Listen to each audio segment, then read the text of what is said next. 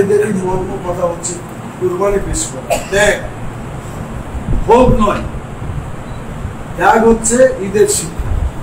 আপনি রমজান ধরেন, রমজানের শিক্ষাটা থাকে, আপনি সারাদিন না খেয়ে আছেন, আরে পরদিন বিপাশায় ছাতি ফেলে যাচ্ছে, বুক ফেলে যাচ্ছে, নামাজ রোজার হাকিকত বললে যে কথাগুলো মনে পড়ে, আপনি একাধিকবার বলেছেন। তো কি হয়েছে, বিপাশায় ছাতি ফেলে যায়, তারপরও পানি খাচ্ছেন। তাহলে কি শিখলো, যে কষ্ট পাইলেও কষ্ট স্বীকার করা উচিত, নিজের ইচ্ছা মতো ভোগ করা উচিত নয়। কিন্তু ওটা শিক্ষা দিয়েছে।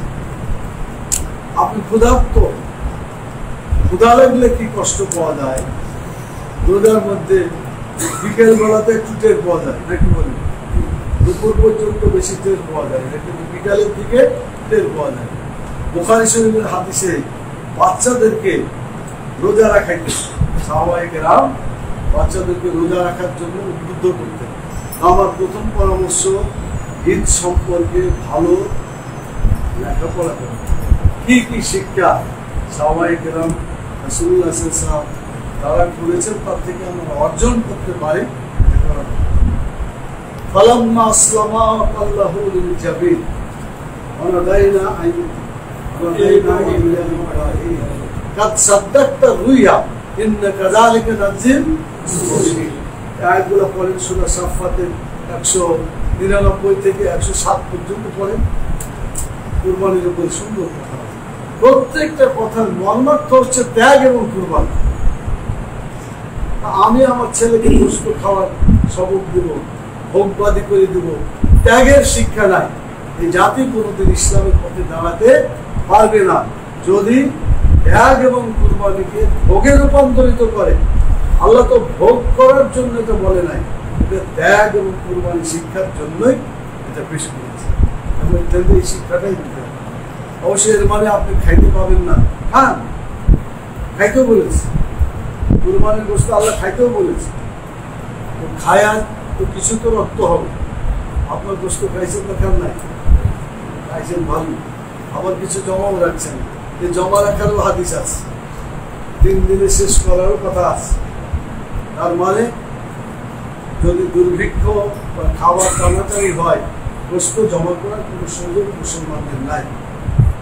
আর যদি সবাই ঠিকঠাক থাকে তাহলে ইচ্ছে করলে আপনি জমাও রাখতে পারেন, এই সুযোগও হাদিসে দেওয়া হয়েছে। এখন এই যে গোশতগুলো আমরা খাচ্ছি, গোশত খাওয়ার পরে আমার শরীরে যে রক্তটুকু হলো, এই রক্তটুকু কোন খাতে ব্যয় হবে বলবেন না? গোশত খালে শক্তি হয় কিনা, রক্ত হয় কিনা, এই জন্য ডাক্তারের গোশত দিয়ে খাইতে বলে, গোশত খাবে না।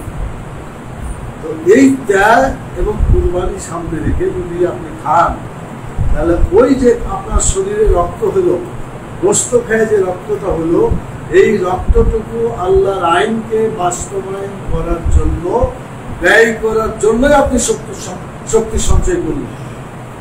কথা বুঝাইতে পারলাম? আমরা তো কাম করি, খাই ভালো কিন্তু কামে নাই।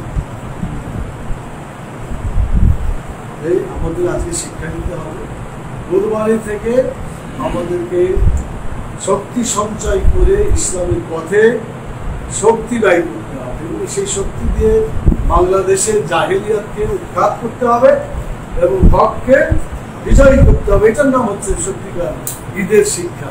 আল্লাহু আকবার, আল্লাহ সবচাইতে বড়, আল্লাহর আইন সবচাইতে বড়, আল্লাহর সার্বভৌমত্বকে প্রতিষ্ঠা করার জন্য সবচাইতে গুরুত্ব দিয়ে কাজ করতে হবে।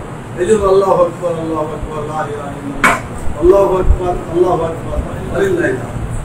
এই তাকবীরের শিক্ষা হচ্ছে আল্লাহ সবচাইতে বড় হবে, আল্লাহর আইন সবচাইতে বড় হবে, আল্লাহর বিধান সবচাইতে বড় হবে।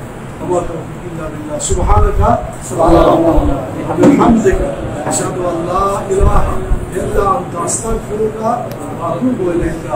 আসসালামু আলাইকুম।